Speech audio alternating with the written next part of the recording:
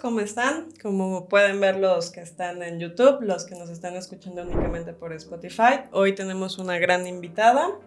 Hoy es un día bastante especial, la primera invitada y la madrina de este podcast.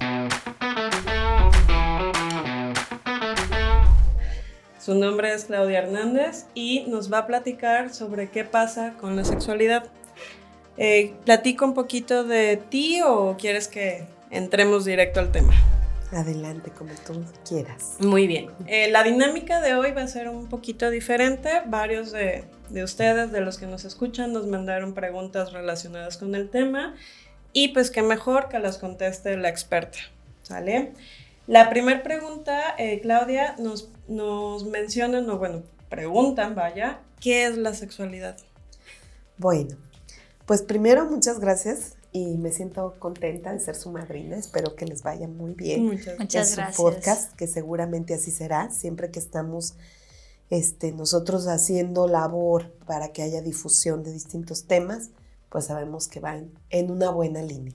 Entonces, gracias por la invitación. No, gracias a ti por estar aquí y acompañarnos. Gracias. Y bueno, pues yo como terapeuta sexual y como educadora en sexualidad, pues he tenido muchas posibilidades de trabajar con personas en distintos rubros y precisamente este tema de la sexualidad a veces lo reducimos demasiado sin saber que la sexualidad permea toda nuestra vida, está presente hasta desde antes de nacer, porque inclusive cuando están los bebés en el vientre ya empezamos un poco a fantasear, ¿no?, acerca de su sexualidad, de su sexo, si va a ser hombre, mujer. Muchas veces fantaseamos en torno a ello y desde que nacemos, pues obviamente en el trato, en la cercanía, todo eso involucra la sexualidad. De hecho, el apego primario que se tiene, el que el bebé se sostenga en los brazos del cuidador o de la mamá, dependiendo quién sea, o el papá, ya involucra esta parte también de la sexualidad, que son los afectos.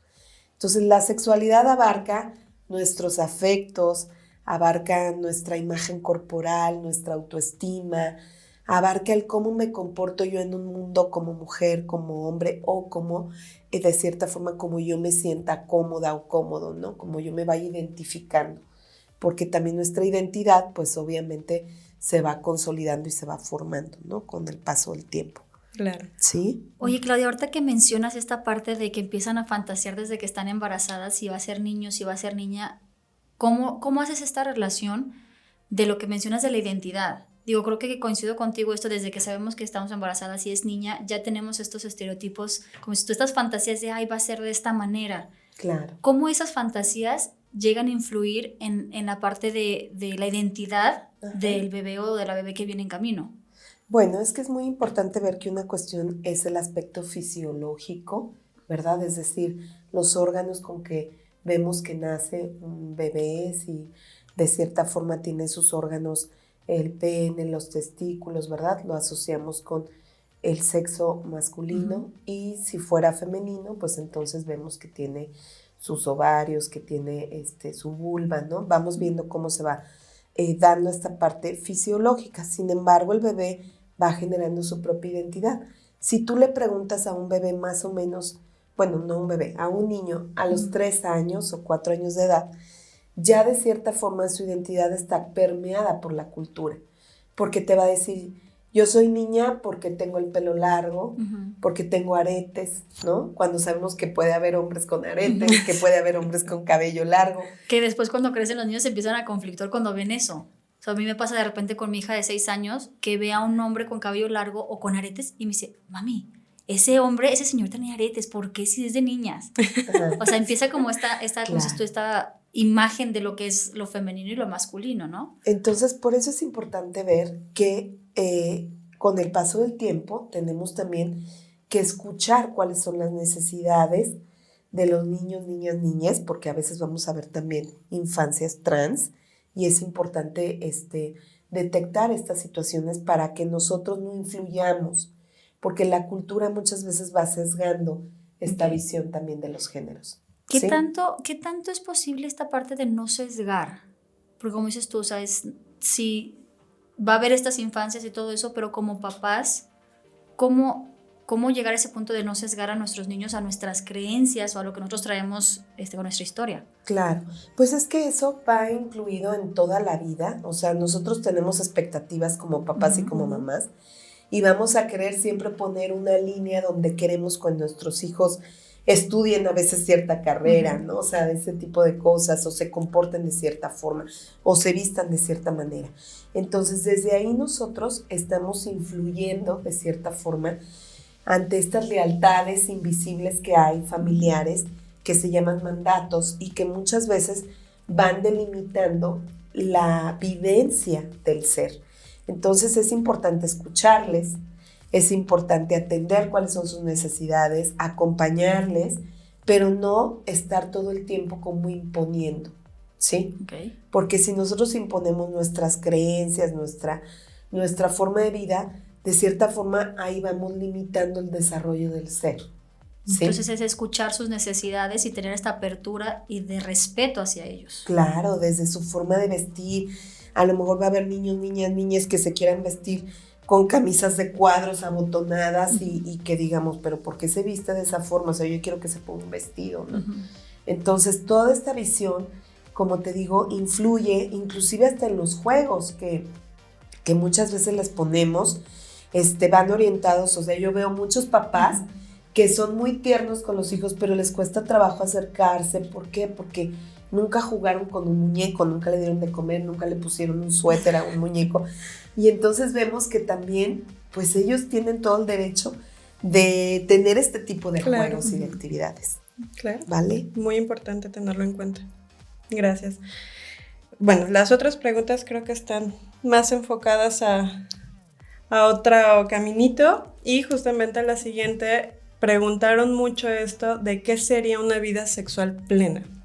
Bueno, pues miren, a mí me encanta esta pregunta porque es parte de lo que yo hago mucho a través de los talleres que imparto. Es como trabajar con todos nuestros mitos, prejuicios, tabús que tenemos en torno a la sexualidad.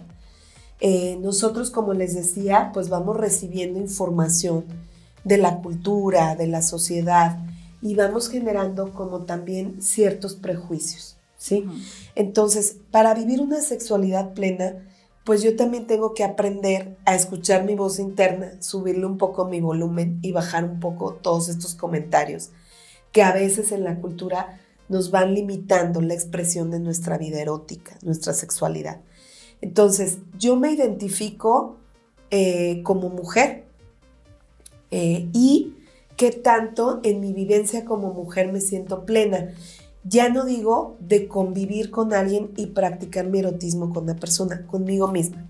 Desde mi arreglo personal, desde la mañana que me estoy dando un baño, que siento el agua cálida, que me pongo mi crema para mis rizos, que me seco, me pongo mi crema. Todo eso es vivir una sexualidad plena porque estás en conexión con el presente, con el aquí y el ahora, con tus propias sensaciones físicas, desde sentir la textura de la ropa que te estás poniendo, hasta sentir la calidez del rayito de sol ahorita que llegué aquí. Todo eso nos habla de nuestra sexualidad. No solamente pensemos que la sexualidad plena tiene que ser compartida. También, si yo estoy conectada con mi propio ser y vivo de forma plena, inclusive mi autoerotismo, ¿no? El que yo pueda tener un contacto con mi cuerpo sin prejuicios, que me pueda sentir cómoda con mi cuerpo a la edad que tengo, a lo mejor con ya la gravedad hizo su efecto, yo tengo 48 años, ¿no? Y se va modificando nuestro cuerpo. Claro. Entonces el hecho de ver esta visión también es esta sexualidad plena que puedo tener primero conmigo para después ya compartirme. Creo que esa parte es súper interesante, el cómo tú describes lo que es la sexualidad. Y creo que otra de las preguntas justamente relacionadas es ¿cuál es la diferencia entre sexualidad y sexo?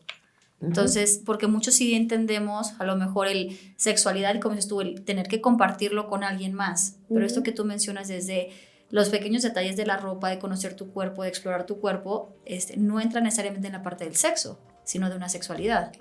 Sí, cuando hablamos del sexo, casi siempre las personas se refieren a la actividad sexual, ¿sí? Como tal.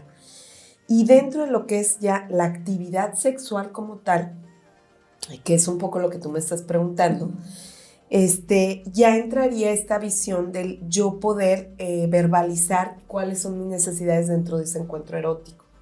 ¿Qué va requiriendo la persona? ¿Qué necesita? ¿Cómo se siente contigo? Hablando de la actividad sexual, porque el sexo como tal es masculino o femenino, ¿verdad? Que ya lo vimos un poquito. Y la sexualidad pues abarca todas las dimensiones, o sea, es algo transversal, está presente en toda nuestra vida. Y una cuestión va a ser que en la actividad sexual yo me sienta cómoda, primero conmigo, con mi cuerpo, con mi persona, con mi ser, para poder entonces compartir de una forma libre. ¿Por qué? Porque en el erotismo literal es soltarme. Y si yo me siento en desconfianza, vamos a suponer, con mi cuerpo, ¿cómo me voy a soltar a la experiencia erótica si siento que tengo sobrepeso, que vas a estar viéndome la lonjita, que a lo mejor mis boobies están caídas, o si tuve una cirugía por cáncer de mama, vas a ver mi cicatriz, ¿no? Entonces, si yo no me siento cómoda con mi cuerpo, ¿cómo me voy a desnudar frente a ti? Si yo no me siento cómoda contigo, ¿por qué? Porque me has criticado a veces mi cuerpo, porque de pronto a lo mejor hubo situaciones de desconfianza, de infidelidad, y yo traigo toda esta visión interna, ¿cómo me voy a soltar a la experiencia erótica? Fíjate que qué padre que mencionas esto, porque justo una de las preguntas era esta cuestión de qué tanto la autoestima afecta en la vida sexual. Bueno, de hecho hay un concepto que se llama autoestima sexual. Hay por ahí algunos cuestionarios de Paulina Millán. Okay. Y ella, por ejemplo, habla de lo que es la autoestima sexual. Nos señala cómo todas las personas tenemos frente al espejo una vocecita que no sabemos de dónde viene, pero que son estos introyectos que hemos hasta cierto punto adquirido a lo largo de nuestra vida y que nos van diciendo, oye, tienes no sé, tus senos son muy pequeños, ¿no? Al estereotipo que nos ponen también muchas veces de la imagen corporal, o tus caderas son muy pequeñas, o estás demasiado gorda, ¿no? Hablando, por ejemplo, hasta de la gordofobia, que es otro tema también muy importante. Muy de moda ahorita, pero se escucha mucho. Que finalmente vemos que son algunos de estos introyectos que traemos, cómo me siento con mi cuerpo. Y entonces, si yo no me siento cómoda, pues me va a costar mucho trabajo el poderme mostrar frente a otra persona con estas situaciones que voy teniendo, ¿no? Y también abarca en la autoestima sexual mis experiencias que he vivido. Si yo, por ejemplo, he tenido parejas que de pronto me señalan cosas negativas de mi cuerpo o de mi persona, pues mi autoestima sexual de cierta forma también se va a ver influida o afectada por estos comentarios negativos, ¿no? ¿Cómo pueden trabajar esta parte de la autoestima sexual? Tú mencionas que hay como tal una autoestima sexual. Sí. ¿Cómo trabajar esta parte? Pues primero es aprender a reconocerme yo frente al espejo, con mi cuerpo, con irme aprendiendo a soltar el verme. Por ejemplo, mucha gente que le cuesta mucho trabajo verse desnuda frente al espejo. Entonces, que te puedas ver desnudo, desnuda frente al espejo, que puedas cada vez empezar a rescatar cuáles son las cosas positivas de tu cuerpo. A mí me gusta mucho, yo les pongo un ejercicio, porque trabajo con mujeres con cáncer de mama, y les pongo un ejercicio donde se ponen miel en sus labios y les digo, vamos a endulzar nuestras palabras para nosotras mismas frente al espejo. Y entonces se ven su rostro en el espejo y se ponen un papel rotafolio de aquí abajo, porque a algunas les cuesta verse. Traen una bata, están desnudas y empiezan a untarse aceite en el cuerpo, o se pasan una brocha de maquillaje, una pluma, algo en donde se están acariciando su cuerpo y se están observando su rostro. Y entonces empiezan a hablar de aspectos positivos de su rostro. Después vamos quitando ciertas partes del papel, por ejemplo las piernas, ¿no? Hasta llegar a la mama, donde muchas de ellas que tienen mastectomía empiezan a acariciarse, ponen sábila, empiezas a valorar tu cuerpo de esa forma. Y ahí te estás apropiando de tu cuerpo, ¿sí? Entonces tu autoestima sexual influye mucho en esta percepción que tú tienes de ti misma.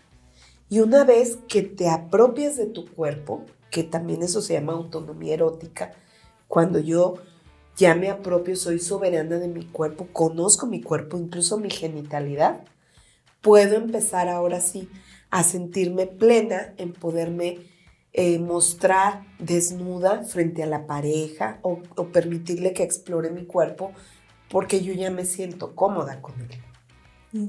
Okay. Esto de sentirte cómoda contigo, creo que también lo podemos relacionar con otra pregunta que la dividieron en dos. Uno, ¿qué es lo que pasa justo con con masturbarse, perdón? Y ¿qué tan malo es si mi pareja se masturba cuando yo estoy? O sea, aunque no esté yo al lado de él o de ella, pero pues tienes estando una en relación. pareja. Ajá. Porque creo que en terapia lo veo mucho, que ha sido mucho conflicto hasta entre ellos, porque es que cómo se masturba si está conmigo. Lo ven como una infidelidad. Exacto, lo ven como una infidelidad. Él entra en el conflicto del si está conmigo porque tiene esta necesidad aparte de estarse masturbando. Claro. Bueno, la autoestimulación, de hecho le quitamos el nombre de masturbación a autoestimulación, porque la masturbación incluso tiene una connotación religiosa pecaminosa, ¿no? Entonces, la autoestimulación o la autoexploración tiene que ver más con este conocimiento corporal, ¿sí? Ahora, es importante tener prácticas compartidas con la pareja y prácticas también donde yo me sienta cómoda en esta autoestimulación que voy a generar.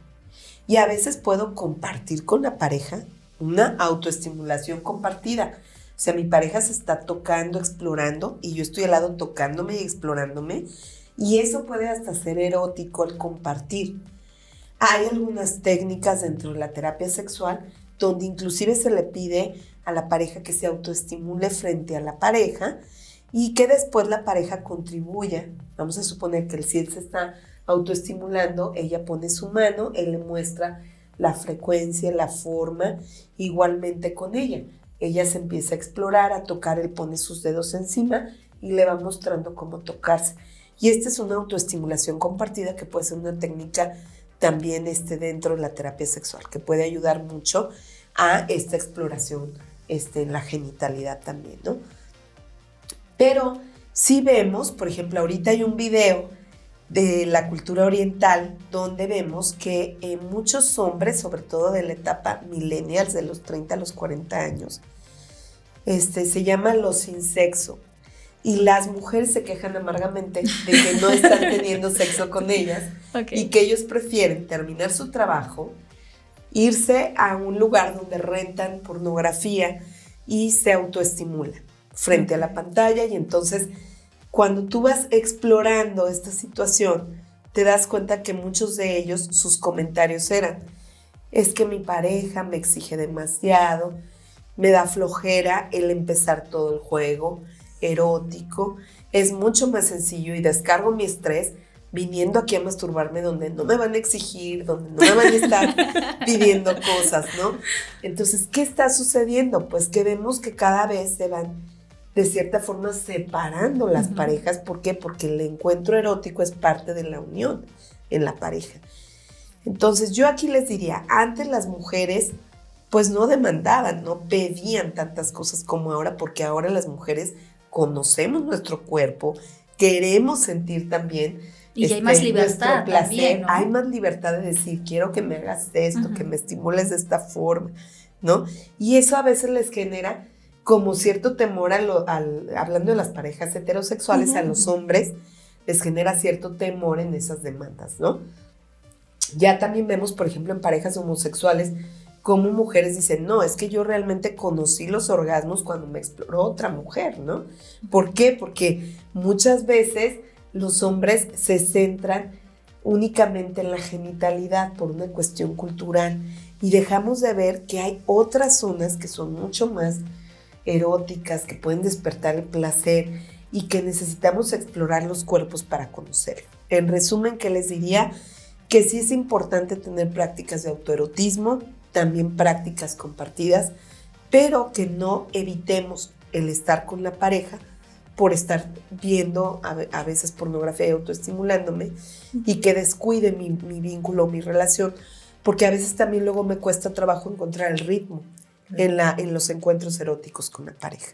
¿Sí? Que creo que ahí es donde entra la importancia de la sexualidad en pareja. Claro. Justamente, el decir cómo el tema sexo, sexualidad, todo esto, la parte del erotismo, no solamente es como tal cual el acto, sino lo que conlleva y el vínculo que se puede fortalecer o formar dentro de la pareja.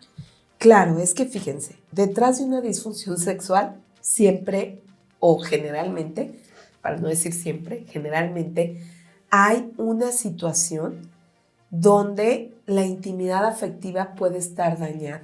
¿Y qué involucra la intimidad afectiva? Que yo me pueda comunicar contigo, que te diga, estas son mis necesidades, estas son mis tristezas, ¿sí? Y si yo te puedo comunicar mis emociones, mis sentimientos, si te puedo comunicar cómo me siento hoy, hasta con mi cuerpo, que estoy en una etapa a lo mejor de cambios hormonales y me están influyendo, yo te lo pueda comunicar. Entonces puede haber erotismo de otras formas. Quizás si no me siento tan lubricada, no quiero una penetración, pero quiero que me acaricies todo el cuerpo, que me beses todo el cuerpo, que me explores cada parte de mi cuerpo, ¿sí? Que succiones cada uno de los dedos de mi mano, que me pases tu textura del cabello en la espalda, ¿sí? O sea, tantas cosas que hay, que a lo mejor me estimules con tu barba en una práctica oral, ¿sí? Y donde a veces creemos que la sexualidad es solamente terminar en un coito, cuando hay muchas otras maneras de erotizar. Y ahí es donde entra la parte de las zonas erógenas, que qué tan importantes son las zonas erógenas, y como dices tú, no solamente terminar en el coito. Cada quien va a ir descubriendo, porque para cada persona hay diferentes estímulos sexuales efectivos. Álvarez Gallú les llamó de esa forma. Es lo que va a despertar mi deseo, ¿sí? Y entonces tú vas a ir descubriendo. ¿Por qué? Porque a lo mejor alguien te dice, oye, ¿qué crees? Mi novio me metió la lengua en el oído y sentí muchísimo placer. Y a lo mejor a ti eso no te da placer, ¿sí? Entonces tú vas a ir descubriendo qué cosas a través de la exploración de tu mapa erótico. ¿Cómo te exploras tu mapa erótico?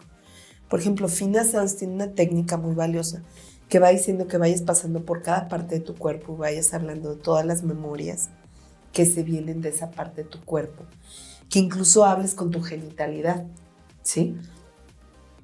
Y una vez que tú ya conoces estas huellas corporales que tienes, puedes permitirle a la pareja que también acaricie tu cuerpo y tú le vas diciendo cómo te gusta ser tocada en esa parte del cuerpo, dónde sientes más placer, dónde sientes menos placer, si te gusta que te toque a lo mejor más rudo, que te jale el cabello, o sea, a lo mejor habrá quien diga, no, a mí me gusta que me traten con suavidad, y habrá quien le guste el trato rudo. Todo se vale. ¿No? Todo se vale, exacto. Todo se vale, siempre y cuando sea consensuado, consentido y de cierta forma hablado.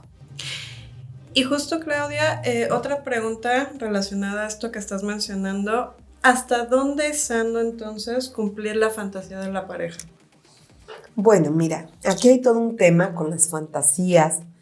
Las fantasías nos ayudan muchas veces a permitirnos expresar cosas que usualmente no nos permitiríamos hacer, ¿sí?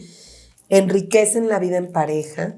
Las fantasías también pueden servir como una especie de estímulos, se llaman estímulos sexuales interoceptivos, que son fantasías, recuerdos, pensamientos, que también despiertan, así como tenemos nuestros sentidos que se despiertan al toque, a la mirada, al probar algo, también tenemos escenarios interoceptivos y estas fantasías forman parte de esos estímulos sexuales.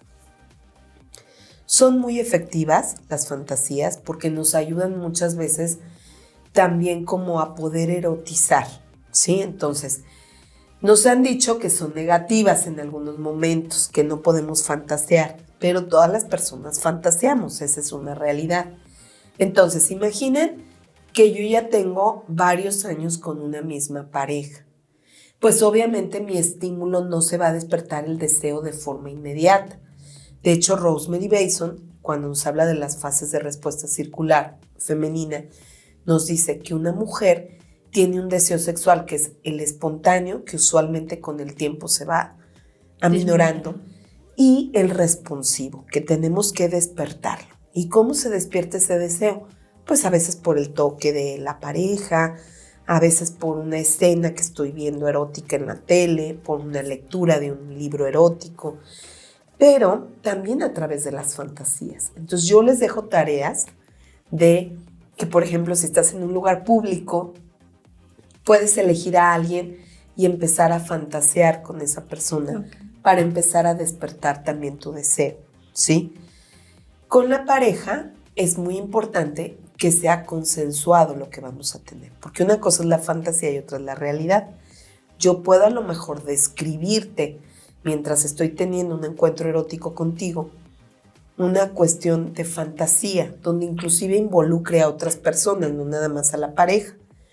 Y si la pareja está de acuerdo con eso, pues podemos fantasear, permitírnoslos en la fantasía, ¿sí? Ya lo que cada quien decide en la realidad, pues es muy aparte, ¿no? Y mientras sea consentido y consensuado, pues es válido. Okay. También a veces hay algunas técnicas que se dejan de tarea en terapia sexual, de traer estímulos distintos a la mente, cuando por ejemplo hay un caso de disfunción eréctil, para que empiece a haber la erección, y a veces podemos traer recuerdos, imágenes, fantasías que nos van a ayudar. Entonces las fantasías pues pueden ser muy útiles. También otro ejercicio que les dejo es, en este momento tú no eres Claudia, tú eres la hermana gemela de Claudia que se atreve a hacer todo lo que tú no te atreves a hacer. ¿Cómo te llamas? No, pues Carmina. O que, ¿qué haría Carmina? Y es permitirte soltarte en muchas cosas que las traes ahí, pero que no te atreves a expresarlas, ¿sí? Esta parte que mencionas de las fantasías o de la parte de la mujer, que uno es inmediato y el otro como que requiere un poco más, entra en esto del juego previo, de cómo ir preparando a la persona, de que si en la noche se quieren estar juntos, desde el mediodía, desde la mañana, pueden empezar este juego previo como para empezar a estimular. Mira, de hecho ahorita hay una polémica de ya no llamarle juego previo, porque forma parte dentro de lo que es el erotismo. Porque si no, pensamos que la cereza del pastel es el coito. O sea, que decimos, el erotismo o el encuentro sexual es forzosamente la penetración, ¿no? Y entonces a todo lo demás se le llama juego previo, cuando el erotismo incluye todo eso. Entonces, ¿qué incluye el erotismo? Incluye mensajes de buenos días, ¿cómo estás?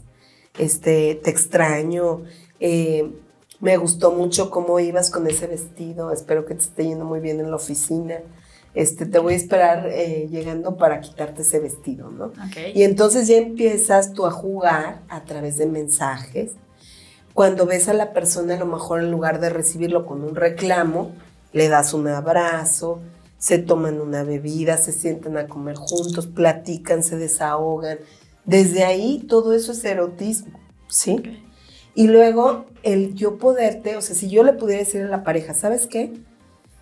Necesito un premio porque pues trabajé mucho y mi premio es que nos demos juntos un baño, ¿sí? Entonces ese contacto de piel con piel, de risas, el sentido del humor es el mejor lubricante que existe, ¿sí? De contacto, de que si en algún momento inclusive vamos a suponer que no tuviera la erección la pareja, en lugar de empezar a reclamar y de ay, todo ¿por qué eso, no? ¿Qué te pasa? ¿Ya no te gusto? Exacto. Tú siguieras jugueteando, en lugar de utilizar la esponja, ahora lo bañas con tu mano, ¿no? Y después se dan un masaje en la cama y empieza el contacto físico, pues solita va a volver la erección en muchos de los casos, ¿sí? Entonces, veámoslo más como un juego que puede ser actividades lúdicas, divertidas, el ponerte a bailar con la pareja, poner una música que te guste y ponerte a bailar con ropa, erotizar por encima de la ropa. Todo eso va despertando el deseo, ¿sí? Bueno. Y ya entonces vemos que eso también forma parte del encuentro erótico. Muy bien. Una pregunta que hicieron, Claudia, es ¿cómo poder balancear el placer? Es decir, dar y recibir. Para que no sea nada más como doy. Tus fantasías y las mías se quedan olvidadas. Hay varias técnicas. Una se llama la caja de los deseos, donde cada quien va escribiendo algunos deseos que tenga, tanto de actividades en pareja como de cuestiones de erotismo, y se van metiendo en una cajita ambos y van sacando uno de esos deseos para el fin de semana realizarlo, ¿no? Y entonces es un poco como el saber que los dos están participando de esa situación. A mí me gusta mucho ponerles a veces ejercicios de reciprocidad. ¿Cuáles son? Por ejemplo, que si ella prepara la cena, a lo mejor él se encarga de recoger los trastes, de tener como algunas actividades. Si ella preparó el escenario, a lo mejor preparó la música o preparó las cosas importantes dentro de casa para tener ese encuentro, pues entonces él también se hace cargo de otras cosas dentro de, ¿no? Entonces el cooperar, el contribuir, el encuentro erótico es co-construido, es lo que hacemos tú y yo, o sea, cada quien tenemos nuestro imaginario erótico que es único, personal, pero lo puedo compartir contigo, vamos co-construyendo la vivencia erótica, ¿no? Okay. Entonces creo que eso sería muy bueno, que se den masajes recíprocos, no nada más ella a él o él a ella, que haya esta parte de escucha, ¿no? Hacia la pareja, de que alguien dialogue. A veces los hombres no quieren dialogar tanto y a veces nosotros somos muy preguntones, ¿no? Y eso a veces los pone como en el banquillo de los acusados. Entonces, comprender que hay distintas formas de acompañarnos, a veces hasta en silencio, ¿sí? Y eso también es algo positivo. Okay, en esta parte donde dices tú, podemos co-crear algo, ¿qué opinas del tema de los juguetes sexuales? Pues contribuyen y ayudan a la experiencia creativa, forman parte también como de poder tener esta visión de encontrar otros elementos que pueden ser también satisfactorios.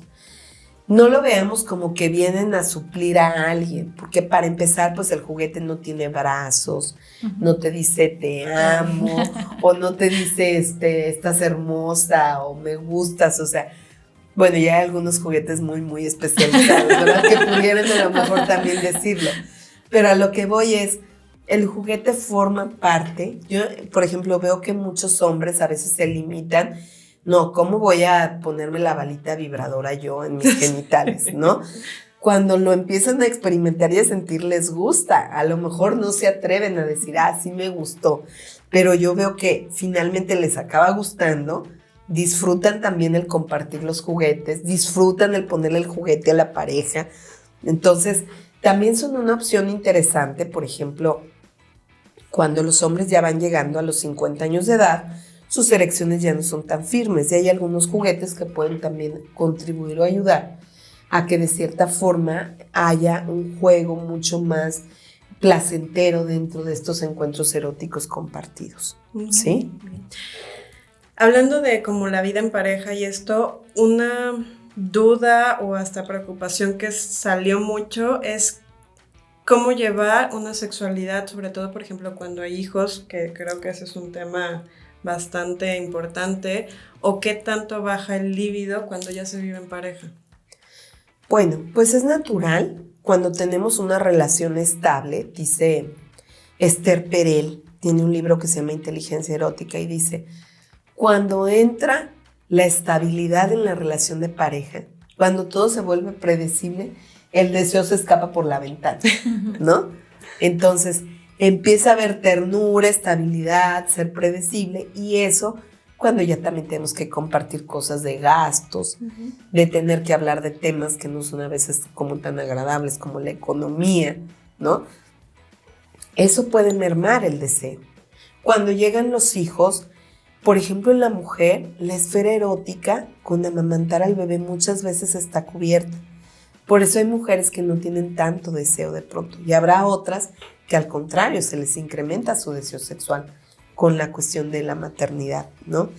Entonces, sí es verdad que la pareja tiene que rescatar y tener espacios de diálogo y sobre todo yo les diría, estar reinventando la vida erótica, traer nuevos elementos. Como les decía, pues a lo mejor si antes era satisfactorio simplemente el tener un encuentro sexual de cierta forma y ahora ya estamos experimentando con fantasías, con historias, con otro tipo de caricias, ¿no? Corporales que tenemos, y eso va despertando el deseo. Si yo juego contigo, por ejemplo, ¿cómo jugar? No sé, si estás en una boda, por ejemplo, y le dices, no traigo lencería, y cuando lleguemos a la casa ya verás, y a lo mejor por debajo del mantel empiezan las caricias, pues obviamente se va cambiando un poco como esta visión, ¿no? Entonces es bien importante que no perdamos esa chispa del juego y que sepamos que el deseo es, como les decía, de acuerdo a Rosemary Bason, responsivo, y podemos empezarlo a despertar a través de qué, como les decía, bueno, también en el autoerotismo, ¿por qué no? O sea, el tener fantasías, tu juguete erótico, el que puedas fantasear, el que hagas una charla virtual con tu pareja porque está lejos y a lo mejor tú te estás autoestimulando y él está viendo en la pantalla ya. También ahora con la pandemia se incrementaron todas las aplicaciones, ¿no? Y todas las cuestiones también en línea, y pues hay que usar la tecnología también para nuestro bien. Okay. Bien. Como dices, irnos reinventando como parejas, no dejarlo a un lado. Exacto. Muy bien. Sí. Otro de los temas que creo que la gente preguntó era el tema del poliamor. ¿Qué opinas de esto en tema poliamor? ¿Funciona, no funciona? ¿Cómo lo ves? Bueno, se habla ahora de diversidades relacionales y eso incluye el poliamor, incluye algo que se llama agamia, que es no tener gamos, o sea, como mis vínculos sin ser pareja. La parte de la anarquía relacional, que también no hay una jerarquía y yo puedo sentir amor y afecto por ti y por otras personas también, ¿no? En el poliamor a veces hay una cuestión jerárquica donde puedes tener una pareja que es como tu pareja principal y acordar con esta persona el tener encuentros. Pueden ser afectivos o pueden ser eróticos con otras personas o erótico-afectivos también, ¿sí? Entonces puede haber poliamor que sea así jerárquico o poliamor en general. En el poliamor sí se conoce, o sea, sí sé que tú estás teniendo otras parejas y tú también me lo comentas a mí, que estamos teniendo parejas, se llegan a acuerdos. Por ejemplo, en los acuerdos te platico o no sobre mi encuentro erótico, porque eso puede despertar el deseo o a lo mejor sentir celos, inseguridades, y entonces todo esto se va de cierta forma consensuando a los acuerdos a los que se llega. También hay lo que se llama pareja abierta, que simplemente nos permitimos, yo estoy a lo mejor en una relación estable con alguien y me permito tener encuentros meramente sexuales donde no se involucra el afecto. En el poliamor sí se suele involucrar el afecto, ¿verdad? Okay. Me dices, ¿funciona o no funciona? Eso depende de cada quien. Depende de cada persona. A veces vemos que hay hombres que insisten mucho a las parejas de, ay, sí, vamos a abrir la relación o vamos a tener una relación poliamorosa. Y conforme va pasando el tiempo y ella se va sintiendo cómoda con otras personas. Ya cuando él dice, no, mejor no. Viene como toda esta parte cultural, ¿no? De los celos y mejor ya. Y muchos terminan ya no llevando a cabo a la práctica el poliamor. Pero bueno, son experiencias diversas y es importante, sobre todo, que tú te sientas, cómo te sientes tú en congruencia con este tipo de prácticas que estás de cierta forma queriendo tener y que lo puedas hablar. Ok, bien. Como dejar los acuerdos muy en claro.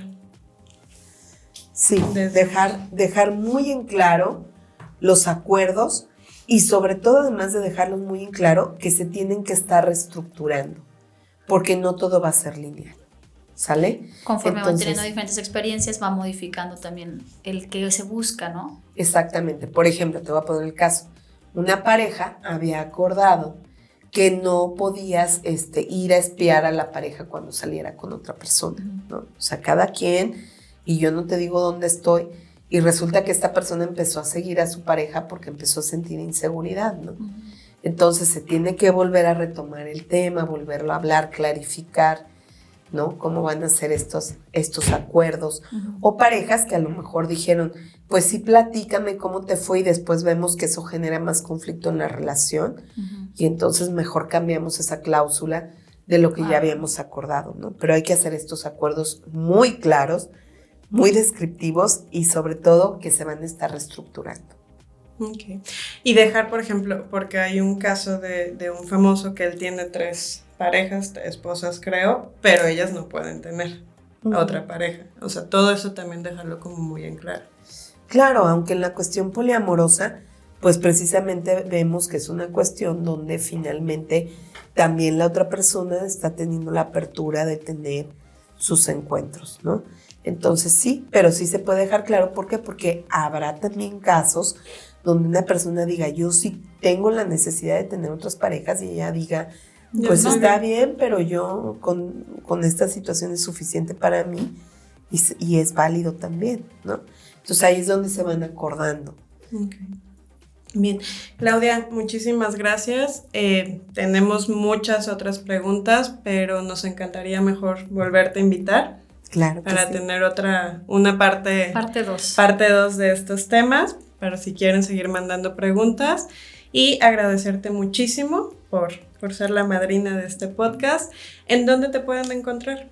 Bueno, me pueden buscar en mi canal de YouTube, Claudia Hernández Madrigal. Ahí tengo temas varios que pueden ver de sexualidad y de pareja. También en mi fanpage, que es Converso, con_verso. Es un proyecto que tengo jueves en línea a la 1:00 p.m. Y en mi Facebook, que es Claudia Hernández, y mi Instagram, que es Claudia HDs_sexóloga, ¿sí? Entonces ahí me pueden buscar. Muchísimas gracias por acompañarnos, Claudia. No sé si para cerrar te gustaría darles un pequeño como consejo, algo a las parejas, a las personas que nos están escuchando que les interesó este tema. Bueno, pues simplemente el decir que tengas la capacidad de poder cuestionarte muchas veces esas creencias limitantes que te impiden vivir una sexualidad plena, que tengas la capacidad de explorar y conocer tu cuerpo, de también poderte abrir al diálogo con tu pareja, y que si estás notando que hay alguna dificultad, es importante que acudas con un profesional siempre. Muy importante. Pues muchísimas gracias. Y esto es lo que pasa con la sexualidad. Gracias. Gracias. Bueno, y recordarles que nosotros nos encuentran en Instagram para procesos terapéuticos en Kepri, y escucharnos también en Spotify o YouTube en ¿Qué pasa con? Muchas gracias.